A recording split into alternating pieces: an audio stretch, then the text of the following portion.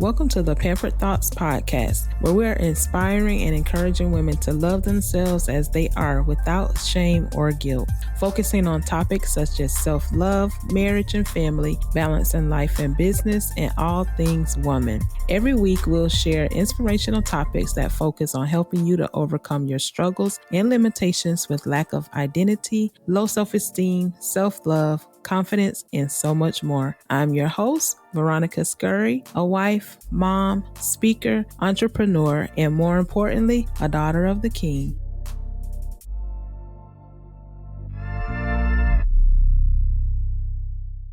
Hey, y'all. I hope y'all had a grand and pampered week. I hope you got some much needed rest and was refreshed for this week. We have one more day until the weekend, and I am so ready for real. I've never been one to really get excited about the weekend because I'm a homebody and I really don't go out that much anyway. So when I'm home, I'm just in my place of just relaxing and just really enjoying myself. But it's like my excitement for the weekend has increased because my family and I started observing the Sabbath day. And if you're not familiar with what the Sabbath day is, it's the seventh day, Friday evening to Saturday evening, that the Most High gave us to really take a break from all of our work. And there's no cooking, no cleaning, just straight relaxing all day at home, spending time by ourselves, spending time as a family. It's really been a blessing to my family. We started maybe a couple years or so ago, and it's just been awesome to be able to enjoy that time of rest and relaxation. We're able to be refreshed, we're renewed for the week ahead. That's mentally, physically, spiritually. So I hope if you didn't get to take a rest this past week, that you definitely try to get you some rest this weekend and just pamper yourself, and definitely be glad that you did. Well, anyway, today we're talking about the words do not disturb. And what's funny is that I was actually dozing off to sleep when I heard this title. And I thought, okay, how convenient.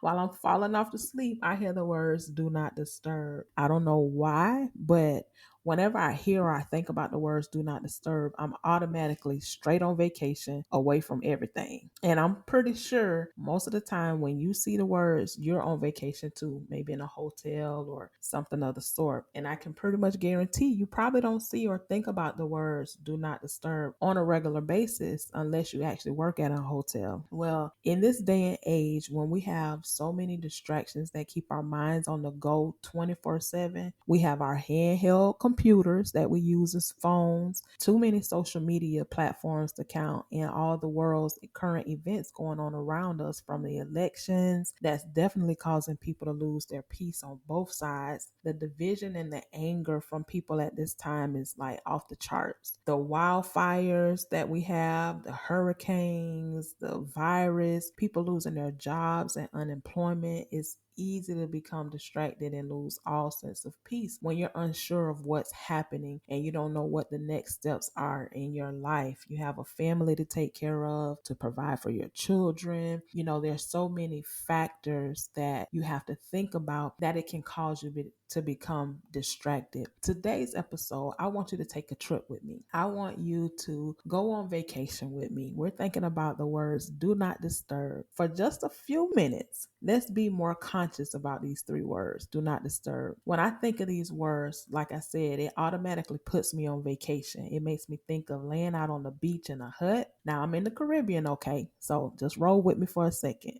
Let's take this trip together. So if you're home, close your eyes. If you're driving, please don't close your eyes. Just listen intently. Don't close your eyes. We don't need any accidents, but just listen closely. And so we're laying out on the beach in a hut. The hut has open windows and it just has a curtain just hanging near the walkway for privacy, and it's swaying back and forth because the breeze is going. You hear the waves crashing, not violently, but just enough to know that you're on the beach. You feel that cool breeze just flowing across your toes, muscles and in your hair, and it just feels so good. You're laying on your stomach and you're waiting for your back massage. Now the masseuse puts the sign up to do not disturb because it's your turn now. You have a full hour and all the attention is focused on you. You take a drink of your favorite Caribbean drink, minus pina colada, and you're super relaxed. Now you've fallen asleep. You have no idea what's going on around you because you've tuned out everything to stay in that place of rest and tranquility. You're enjoying yourself. You're enjoying your atmosphere. Your mind is at rest. Your body is at rest. And you just want to stay there as long as you can with no interruptions. It's almost like you've gone to a place of complete and total bliss. Then the masseuse's alarm goes off. You now have awakened and you're back to reality. What starts happening? Your mind starts going on,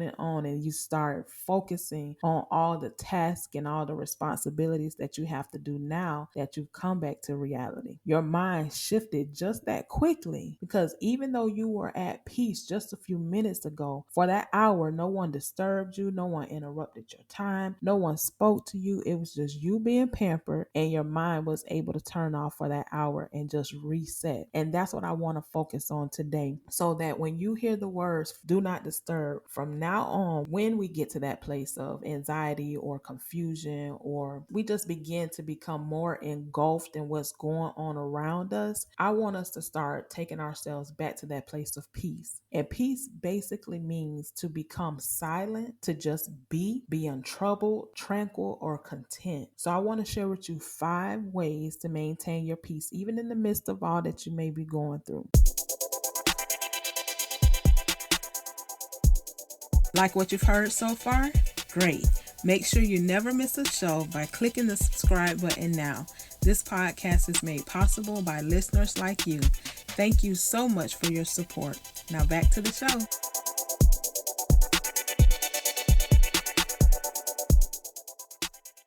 And so the first pampered thought is, and if you're not sure what a pampered thought is, I explained it in the previous episode. It's just a simple step to help you take extreme care and attention to your mind, your body, and your soul. The first step is to be mindful of your thoughts. Our thoughts play a major role in how we act or react to certain situations. If you have a bad interaction with someone at work, or you get into an argument with your spouse, or your kids make you upset because they ain't want to listen, you have a choice to either let that reaction replay in your mind or to deal with it and let it go. And sometimes if we're mad enough, we keep thinking about what happened, and it causes us to lose focus of everything else. We can allow those thoughts to replay to a point. The same emotions we felt when it happened stay there even after some time has passed. You've now allowed that situation to rob you of your peace. And when you constantly let something replay in your mind, especially if it's negative, it's going to disturb your peace regardless. And if you find that your mind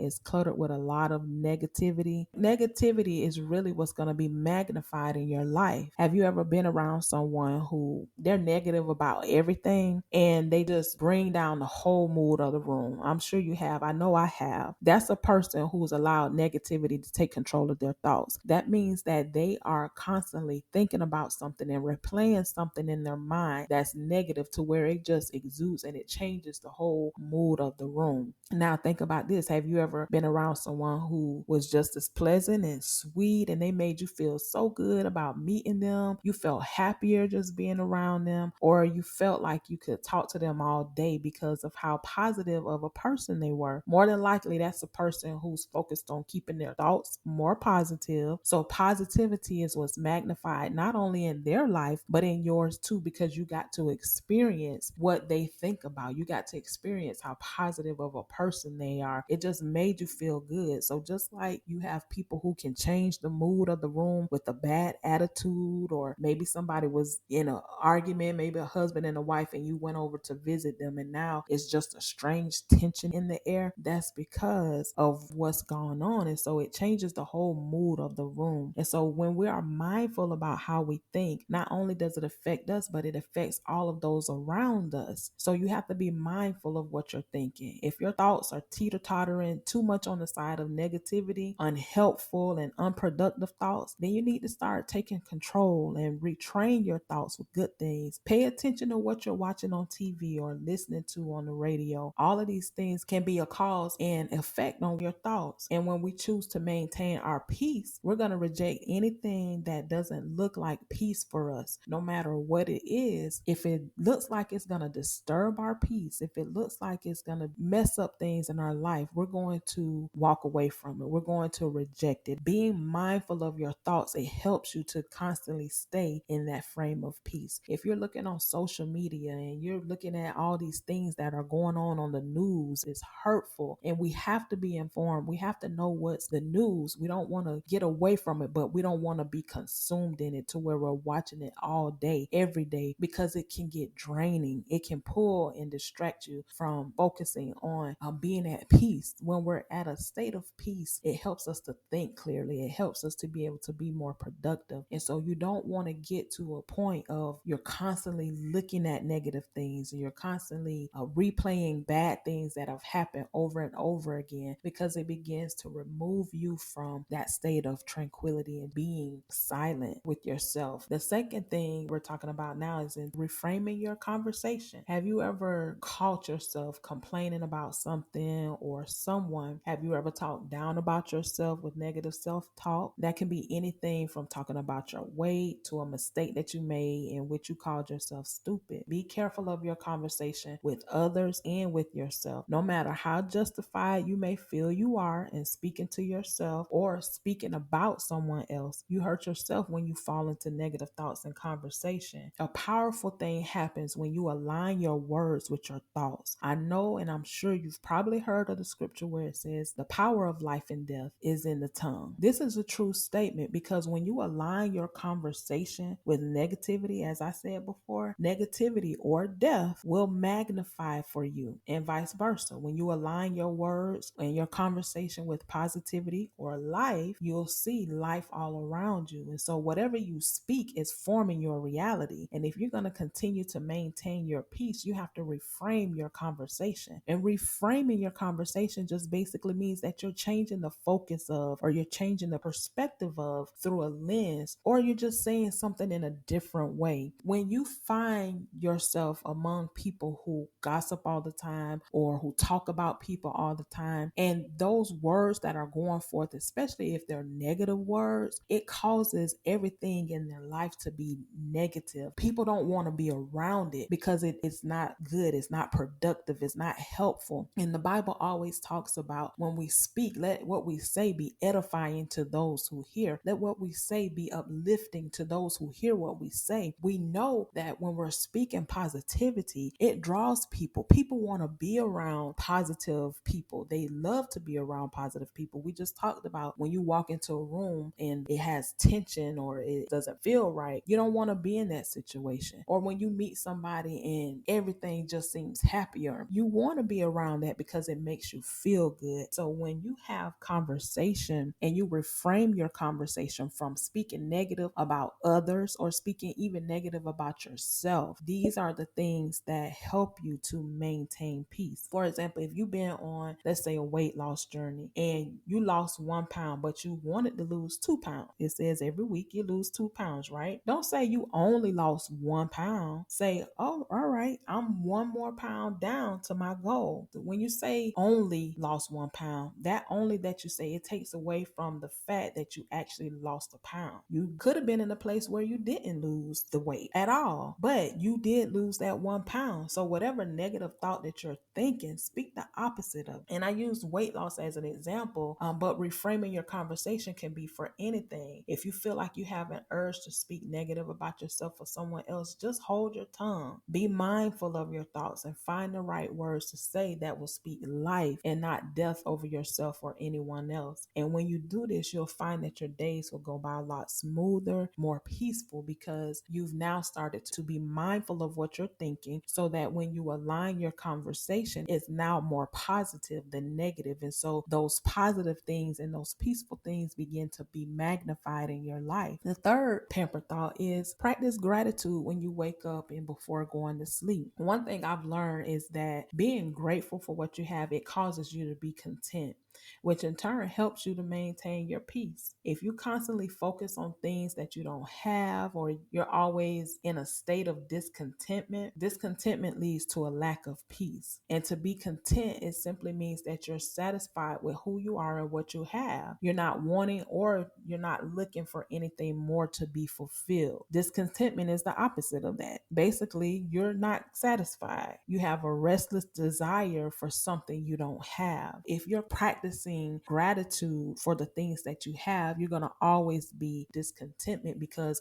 you won't be satisfied and you'll always be looking for that next thing. And so in today's world, especially with social media can be a huge thief of your peace if you're not careful. If you're not practicing being grateful, you're going to forever, like I said, be chasing something. You'll be restless and not at peace because you're not content with yourself or what you have. If you struggle in this area, find 3 things to be grateful for. First thing in the morning before you even hop out of bed. If you spend your mornings in your quiet time, which is something that I do, this is a perfect time to list what you're grateful for, because it allows you to be able to see even just waking up is something to be grateful for, because there are a lot of people, especially this year in 2020, who thought that they were going to wake up, but they didn't. And so just to be grateful for something before you even get your day started, it'll begin to help you to have that peace and that contentment that you need as you go through the day. And when you get ready to lay your head on the pillow, think of 3 more things that you were grateful for that happened that day. Feel free to add more if you like. It's up to you, but just whatever works for you as it relates to finding or practicing gratitude, it helps you. The more you find yourself grateful for what you have, the more you'll find yourself being content and at peace with yourself and others. So number 4 is surround yourself with beauty. Another good way to maintain your peace, that can be taking a walk outside, looking at God's creation and just paying attention to the beauty that he created in nature. I remember as a kid when I would go outside to play with my friends, and when we would start winding down after a long day of play, we would sit and we would look at the clouds pass by above us, and we would look for shapes in the clouds and say what we saw. So whether the cloud looked like a teddy bear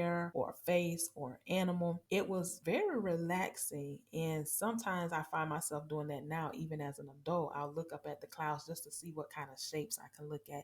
And there's something just, I don't know, it's just something calming about being able to do that. And I also love being around water too. That's a way to find beauty, because for me, I love waterfalls. I love going to the beach. I love being around the lake, and I can just relax while listening to music or just watching my surroundings. Some people like to cook while others like to draw or paint. My husband is a great artist and he finds peace through painting. Some people like to clean and declutter. So whatever you feel that can surround yourself with beauty, and you have to find what works for you and make time to engulf yourself in that. Even if it's only for 30 minutes that day, just make time for it, because it'll keep you more at peace and it'll keep you more calm throughout the day. Which leads me into number 5, is being in the moment. Begin making a lifestyle out of stopping yourself at least a few times a day to simply just notice what you're doing, how you're feeling. We can get so busy with the kids, the husband, our chores, their chores, our job, and everything else we have on our plates that sometimes we just simply don't stop to smell the roses and appreciate life. And so if you take a moment to just notice the sun shining, especially if it's a sunny day. In Florida, it's been raining, but even then, notice how the rain is helping the flowers and the grass to look healthier and to bloom and to just really look nice and lively. And this year, I decided that I wanted to start some container gardening, since COVID had us locked in the house and we couldn't really go anywhere or do anything. So by me starting that container gardening, it allowed me to stop. And I can tell you that I never really would have thought that I would enjoy watching how plants grow. But it's amazing to see the process and to see how the Father really talks about being a master gardener, and Yeshua is the vine, and all of that really does come to life when you look at the gardening process. And that's something I never would have thought that I would enjoy, but I actually do enjoy that. I've been able to see how they can relax at night and they perk up in the mornings when they're not getting enough sun. They lean into the sun, and it's so cool to me to just see how that whole process works. It's only by me being in that moment that I've been able to notice these little subtleties. Even even for yourself. Notice how clean and pretty your office looks, maybe with the bouquet of fresh flowers that your husband sent to you just because he loves you. Or notice the funny drawing that your baby wrote, your 6-year-old or 3-year-old wrote on your whiteboard. Just being in the moment allows for you to be at peace in your mind, knowing that things could be a lot worse than they are, but they're not. Just say to yourself, I'm alive in this moment and I'm grateful for the gift of life, because truly the gift of life is a precious thing. And when we can just be in that moment to just think about that, everything else becomes out of focus. It becomes blurred because it allows you to be in that state of thankfulness, of gratefulness, when you can see that just having life is an amazing and an awesome thing. I'm going to give you a bonus pamper thought. And this pamper thought came to me because it's something that I hold dear to my heart. And that bonus one, which is number 6, would be get with the Prince of Peace. Now, you may know him as Jesus, but I call him Yeshua by his original name. And I find that when I'm getting anxious, when I get flustered or distracted in any area of my life, I have to go to my quiet place and I spend time with him. And I can just go in prayer or reading or just sitting and listening to see what he has to tell me. You can take your journal and just write the thoughts that come to mind as you take that time. Most of the time, I find that when I'm in that state of distraction and anxiety, he's pretty much telling me to stop worrying. He's pretty much telling me you're thinking about too much, thinking about those things that don't matter right now. And time with the Prince of Peace. He's the one who gives us all peace. He says in his word that if we keep our minds stayed on him, that he will keep us in perfect peace. And so I know that when I start getting to that place, everything starts to aggravate me. And I find that I can't really focus on anything. Nothing goes right. And it just seems like I have like a fog, a cloud over my head. I can't really focus. But when you find yourself getting to that place of worry or having anxious thoughts, or you can't seem to focus on the task at hand, cast all of your cares on the one who cares about every detail of your life, because in him, that's where you're going to find the peace that you need. You're going to find the answers that you need to maintain that place of peace in your life. When you spend that time with the Prince of Peace, just don't take it for granted. Don't take it lightly. Just really push in and ask him for that peace, because of him being the Prince of Peace. He has all the peace in the world to give. He'll give us that perfect peace, and it will help us go through days a lot better. All right, Princess, I hope that you incorporate at least one or all of the pamper thoughts to help you to control your peace of mind, peace in your spirit, peace in your life. I know with the world we live in now and the responsibilities we have as women, we have to put a little extra time into making sure we don't get sucked into all that we see around us. I want to encourage you to, when you think of the words do not disturb, I want that to immediately take you on a vacation. I want you to be in the Caribbean or whatever your favorite place that you want to go to after we get out of this virus situation. I want you to take yourself to that place, and I want you to think, be mindful of your thoughts, reframe your conversation, be thankful, practice gratitude. I want you to go through all of these pamper thoughts and help yourself get to that state of peace. So when you start to feel the weight of everything that's going on around you, bring yourself back to that place of just being still, just being silent, not wanting for anything, just being content with where you are and what you're going through. Before we head out for today, I want to thank each and every one of you that reached out to me about the first episode to tell me how you enjoyed it. It truly means a lot to me. I appreciate all of the support. I pray it helped you in some way, whether it was one thing I said or everything I said. I always pray that the Most High blesses everything that's released from this podcast. And so he's been faithful in everything up to this point. So I know he's going to be faithful in this too. And if you listen to the Rediscovering Yourself episode, and if you haven't downloaded the free Rediscovering Yourself workbook, it's still available. You can go ahead and download it at pamperthoughts.com. If you did download it and you started working on it, email me and let let me know. I really want to hear how it's going. I'll leave my contact info in the description. I want to support you during this journey. And if you have questions, if you need help, that's what I'm here for. Just reach out to me. We can get this thing popping. We can go on this journey together of rediscovering ourselves, loving ourselves, pampering ourselves. We are daughters of the King. We are princesses. Princesses need to be pampered. Let's walk this thing together. Until next time, stay pampered. Thanks for joining us this week on the Pampered Thoughts podcast. Be sure to visit us at www.pamperedthoughts.com, where you can subscribe to the show on iTunes, Stitcher, or RSS, so you'll never miss a show. You can also check us out on Facebook and Instagram at Pampered Thoughts and on Twitter at I Am Pampered. As always, subscribe to the show to catch a new episode every week. And if you found value in the show, please leave a rating on iTunes and tell a friend about us. We want to continue to bring you the episodes you love. Thanks again for listening, and until next time, stay pampered.